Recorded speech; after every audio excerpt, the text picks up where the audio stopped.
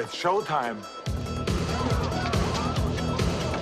Hello everyone, Django Fett here, hunting down games, comics, TV shows, movies, and more. And this is the last of the Darth Vader stories I'll review for now, and that is Darth Vader and the Cry of Shadows, which is written by Tim Seidel and drawn by Gabriel Guzman. This came out in 2013 and 2014, so one of the last of the EU comic stories, and 17 years before the Battle of Yavin. Or so I think, as Wikipedia has two entries where it's 18 BBY, and there's one that is 17 BBY, but I believe it's 17 BBY based on multiple sources that I've seen so far. During the Clone Wars, a single trooper left for dead during battle comes to hate the Jedi generals who abandoned him.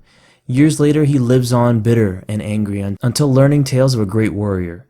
Now this clone believes he may have found the leader he should have been following all along, Darth Vader. So let's talk about the story. The story is not centered around Vader, but on a trooper who has been abandoned and hates the Jedi, as I mentioned before, and wants to follow the lead of Darth Vader and join the Empire. And he really tries to take command in this story, as he's dealt with a lot of incompetent people in the past and now in the present with the Empire as well. And he wants to make sure to impress Vader, but after seeing Vader in action, he might not be so willing to join the Empire and stay with them.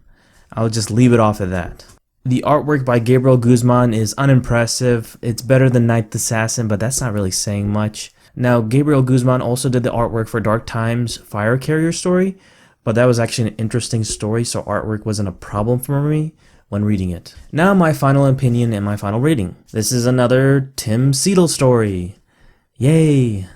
As you can tell from my last review, I didn't like Darth Vader and the Night Assassin, and this story just continues that trend.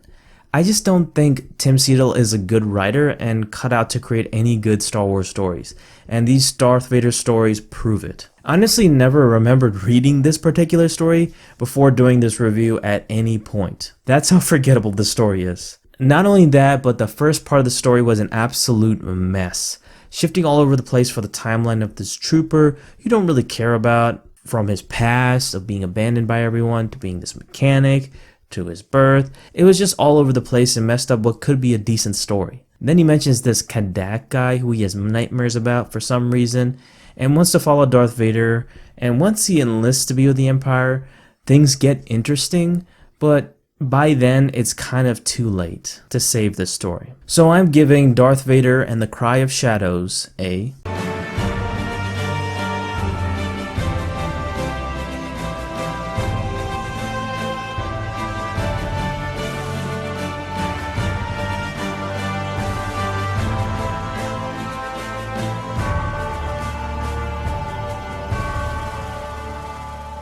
So I would say it's the worst Darth Vader story I've reviewed so far, but I do think there are worse ones out there. So if you're interested in reading this story for some reason, you can get the Star Wars Epic Collection, The Empire Volume 4, as there are other interesting stories associated with this particular paperback. And I will put a link on Amazon in the description down below.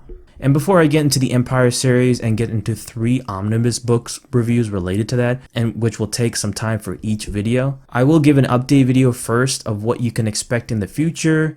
So I will have a couple videos before I even start on the Empire series. So please be sure to like this video, comment down below, tell me what you think of this particular story if you've read it before, and check out my other Darth Vader stories if you haven't already, and subscribe to my channel Django Fett as well, and I'll see you guys on the next Star Wars Legend review. Peace.